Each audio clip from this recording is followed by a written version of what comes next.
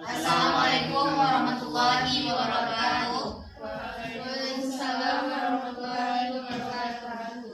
Selamat siang teman-teman semuanya. Puji dan syukur kita panjatkan atas kehadirat Allah Subhanahu wa taala sehingga kita dapat berkumpul di kelas sore hari ini. Perkenalkan, saya Najwa Azkiazura selaku moderator dari kelompok 1 yang beranggotakan Muhammad Fatan Hafiz, Dina Mahinia Putri, Dina Nafail Gina, dan materi yang akan disampaikan oleh pemateri. Kepada Muhammad Fatan Hafiz, dipersilakan. Baik, saya akan membacakan materi yaitu tersedia air bersih. Menjelaskan sudah memenuhi syarat karena tidak berbau, warna jernih, tidak terpapar sinar matahari langsung dan tidak endapan di bawah air, serta air sudah sesuai dengan kapasitas yaitu sebanyak 60 liter per orang per hari. Selanjutnya tersedia kamar mandi dan jamban.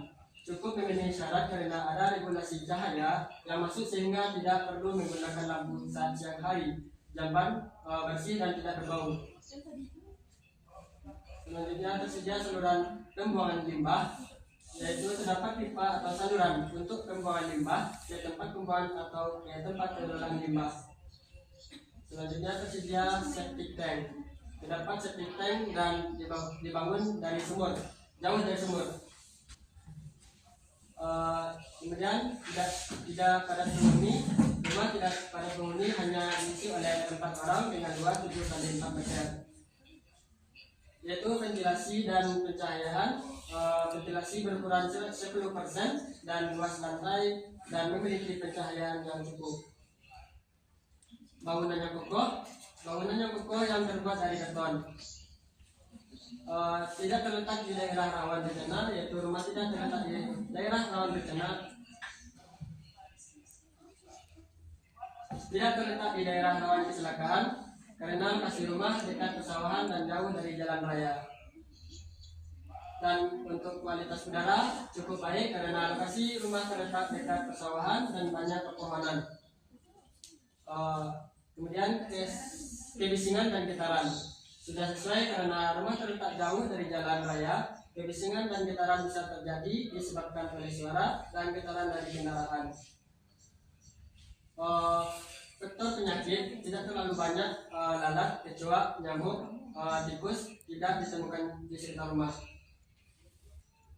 Sarana jalan, kondisi jalan masih tanah bebatuan dan belum menggunakan aspal.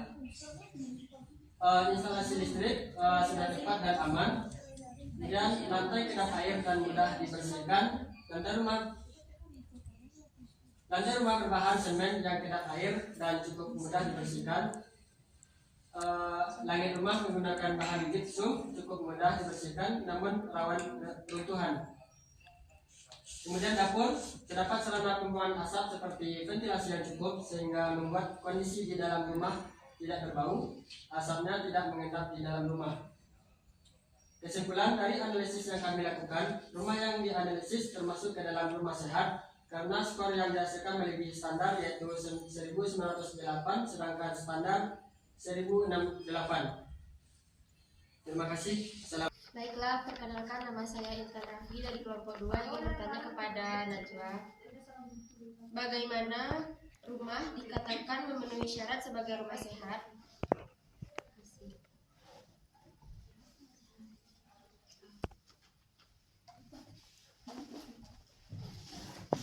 Perkenalkan, saya Yusani Ayu Daryanti dari kelompok 2 yang bertanya kepada Dina. Apa keuntungan dari rumah sehat?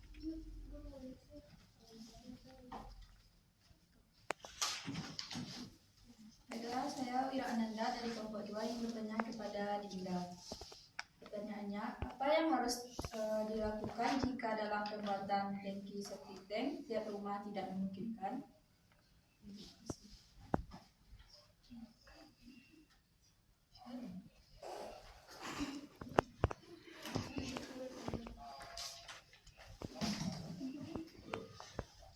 Baiklah, saya Nini Kurniawati dari kelompok 2 akan bertanya kepada Geza. Bagaimana cara mengelola limbah di rumah agar tidak merugikan kesehatan penghuni?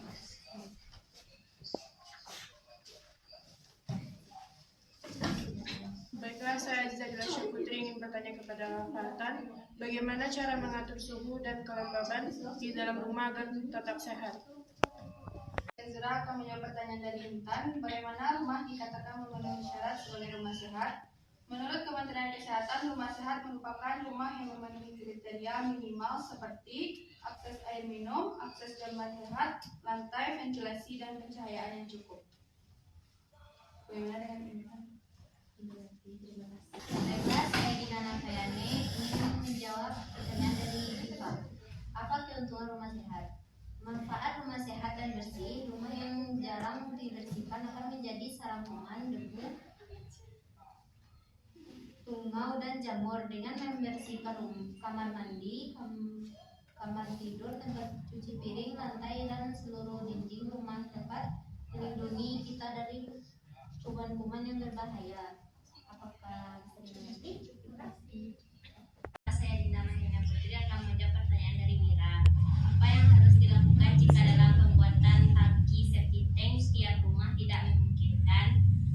Yang pertama, adanya beberapa langkah yang tepat diambil. Yang pertama, pastikan untuk memenuhi standar yang ditetapkan oleh Badan Standarisasi Nasional terkait pembangunan tangki septic tank. Yang kedua, perhatikan syarat dan kriteria pembangunan tangki septic tank yang baik, termasuk lokasi penempatan yang aman dan jauh dari sumur gali, serta perawatan yang rutin. Sudah menjelaskan. Baiklah, saya Geza Gestiva akan menjawab pertanyaan dari Gigi. Bagaimana cara mengelola limbah di rumah agar tidak merugikan kesehatan penghuni? Yang pertama, memisahkan sampah sesuai jenisnya. Yang kedua, melakukan zero waste. Yang ketiga, membuat pupuk dari sampah organik. Yang keempat, membersihkan tempat sampah setiap hari. Yang kelima, melakukan daur ulang pada sampah anorganik. Baiklah, terima kasih. Pertanyaan dari Aziza, bagaimana cara mengatur suhu dan kelembaban di dalam rumah agar tetap sehat? 1. Membuka jendela atau sirkulasi udara. Yang kedua, kurangi penggunaan furnitur. Yang ketiga, gunakan tirai berwarna cerah. Yang keempat, gunakan alat dehumidifier. Yang kelima, gunakan silika gel. Bagaimana Aziza?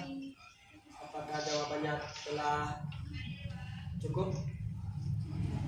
Sekian presentasi dari kelompok 1. Apabila ada kesalahan, mohon maaf. Assalamualaikum warahmatullahi wabarakatuh.